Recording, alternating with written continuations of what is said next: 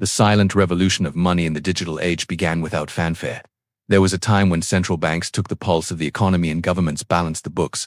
By the mid-21st century, that power had been quietly reassigned. The institutions nudging interest rates, steering credit, and calming markets were no longer in Washington or London. That role migrated to a different capital of influence, Silicon Valley's technology giants, Google and Apple and Amazon and Microsoft. From the outside, they look like makers of software and devices. Behind the curtain, they have built the circulatory system of a new global economy. Cash still prints at central banks, but value is now minted by their algorithms. The conversation is no longer about money, it's about data. His shift didn't arrive with a bang. The first tremor was the 2008 financial crisis. While banks buckled and trust in the state cracked, a new language took hold in the valley. Data, algorithms, cloud, artificial intelligence. Those words would become the new denominations of economic power. Jobs vanished, companies failed, and central banks flooded markets with money. But the real collapse was confidence. Into that vacuum stepped the platforms. Apple extended payments. Google spread the cloud. Amazon digitized supply chains. Meta measured social behavior at planetary scale. Microsoft knit the whole thing together with an always-on nervous system. What emerged was something we hadn't seen before. A central bank for digital capitalism. Once upon a time, control over money lived with the state. Today it hides inside software updates. When Apple switches off a payment feature, millions change how they shop. When Amazon tweaks a logistics model, inventory policies shift across thousands of firms. When Google rebalances its ad system, the competitive field tilts overnight. These invisible micro-adjustments now shape the macroeconomy as surely as any central bank communication. In the 21st century, policy is not a press conference, it's an algorithm. Rates are replaced by models. Liquidity isn't managed by a governor. It's throttled by user traffic and transaction flow. Growth isn't just production or consumption anymore, it's the production of information. And who controls that information? The answer is obvious. Big tech. Amazon, Apple, Google, Microsoft. Meta together worth over $10 trillion, roughly the size of the US economy. But the market cap is only the surface. Real power lives in what they root and record. Google processes 8.5 billion searches a day, the real-time map of human economic intent.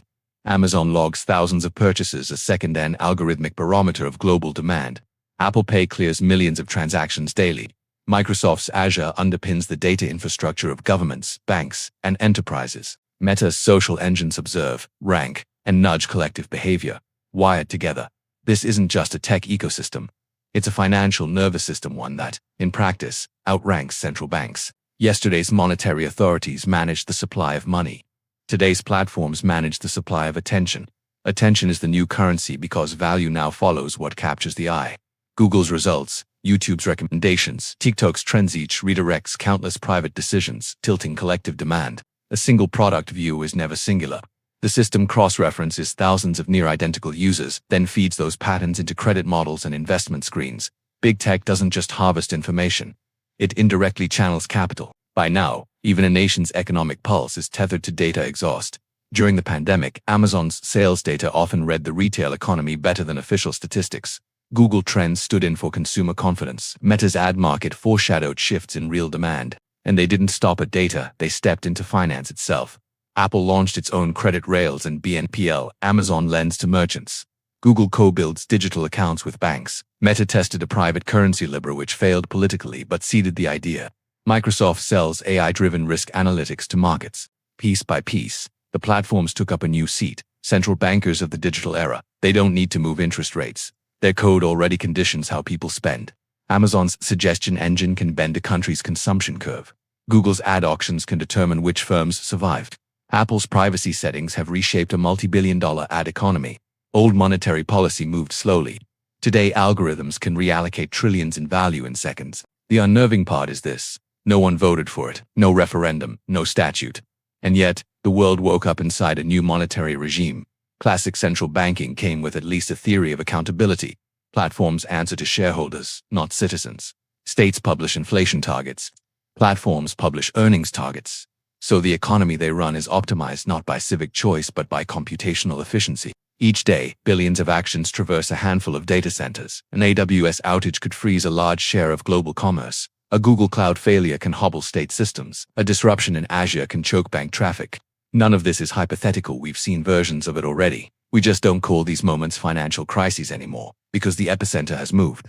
Today's crashes begin in server rooms, not on trading floors. The new crises arrive quietly but hit hard. A decade ago, bank failures led headlines. Now a few hours of platform downtime stalls entire economies.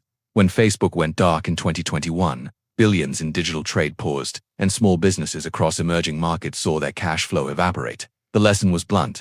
Digital infrastructure sits at the heart of the financial system. The networks big tech runs now sprawl past the reach of cross-border banking. Google Cloud, AWS Azure each functions like a digital reserve system. Even states are customers. Economic records, public registries, health databases, defense intelligence, so much of it lives in their clouds. Private enterprise depends on them. Governments do too, and every customer becomes dependent. Power is no longer measured only by factories or fields, but by command over information flows. Whoever stores the stream writes the future script. Big tech centralized the information economy. Where central banks once set national policy, platforms now impose a kind of de facto policy on the digital economy. Google governs visibility for small businesses worldwide. Amazon's pricing engine compresses retail margins across continents. Apple's security rules define the reach of fintech. The result is a new monetary order, a global standard based on data. Bitcoin promised decentralization. The irony is that much of crypto still sits on these same clouds. Major exchanges, NFT markets, many run on AWS or Google Cloud. Decentralized finance became re-centralized, only the center changed. In 2008, Wall Street was too big to fail. Today, platforms are too connected to fail. Pull the plug and the digital world stalls. We've crossed from currency-based economies to platform-based ones. The dollar cedes day-to-day primacy to Apple Pay at checkout. Equity markets bow to Amazon's algorithms in retail. Bond math competes with AI-driven risk engines. Each is a machine that mints digital assets of a different sort. While central banks wrestle with inflation, platforms set the interest rate of attention. A tweak to YouTube can vaporize billions in ad value. An Instagram redesign rewires user behavior and brand P&Ls follow. National growth itself is now sensitive to social trends. Digital consumption outruns physical production. We don't just sell products, we sell behavior. And behavior has a price. The system knows what holds your gaze, how long you pause, what you click, which story you linger on. Micro signals, macro outcomes. A central bank guides economies with rates. Big tech does it with behavior. That is behavioral monetary policy. The economy is increasingly managed through psychology.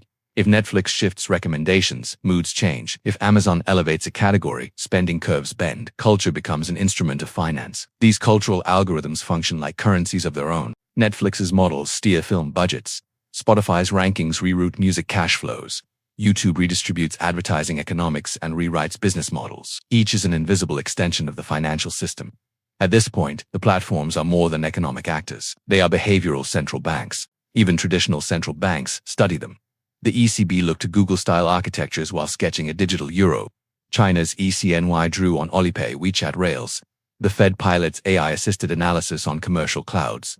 In short, central banks have become students of the stack. Governments now coordinate with platforms before setting policy. A country weighing a digital tax calls Apple first because a single update can dent GDP.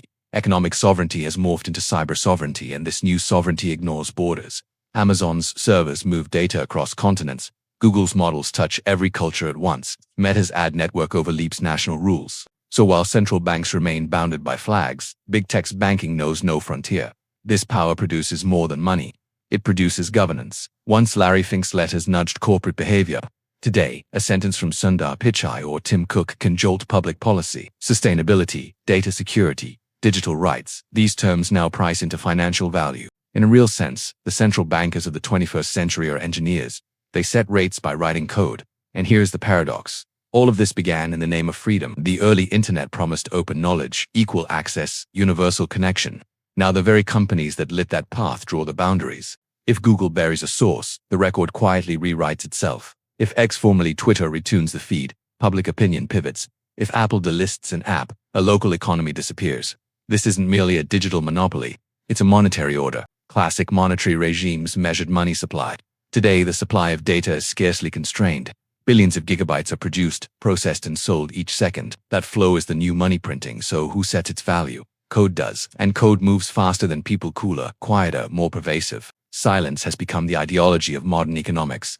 Silence is the new language of power. 20th century central bankers spoke to cameras. 21st century digital bankers speak in patch notes and parameter files. Yesterday, a rate hike shook markets.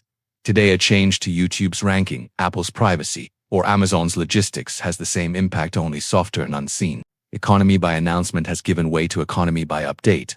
Each software release and API tweak redraws the world's capital flows. Amazon revises a model small producers fates shift. Apple retires a payment route millions of merchants lose cash flow. Google tunes an algorithm ad revenues vanish in a day. They look like technical choices. They function like monetary policy. Digital central banking isn't political anymore, it's mathematical. While central banks measure inflation after the fact, big tech has already forecast user behavior. Their economy breathes data, grows by algorithm, decides through AI, and the most dangerous turn is this. The AI no longer just analyzes its AI trains investment systems. Those systems choose which sectors get capital. Capital sculpts behavior. Behavior refuels the model. The loop closes. The economy is managed less by humans and more by a self-optimizing machine. Human control over the economy has been delegated to machine foresight. It is the most radical shift in financial history. Money no longer follows pure supply and demand, flows with model-defined risk appetite. When an AI flags risk, billions reroute and no one can fully explain why. The system has outrun explanation. Central banks still publish inflation reports. Markets react more to platform earnings. Apple's results can overshadow the Fed. Investors know the truth. Governments don't run the economy, platforms do. As of 2025, Apple, Google, and Microsoft each sit on cash piles larger than many central banks' reserves. They behave like private central banks. When a state stumbles, it seeks not a loan but a tech partnership. The world's real reserve currency isn't the dollar, it's data. Data, like gold, is mined, refined, and stored. Unlike gold, it's invisible. Unlike gold, it seems infinite until you realize the power lies not in volume but in who can process it. Big tech has financialized data. Data is now an asset class. A swing in user behavior can move markets like an exchange rate shock. Social trends have become market signals. Netflix viewership stands in for confidence. Hashtags on X ignite speculation. This is the financialization of behavioral economics. Platforms are no longer just platforms, they're managers of economic mood. In crisis, they can manufacture confidence.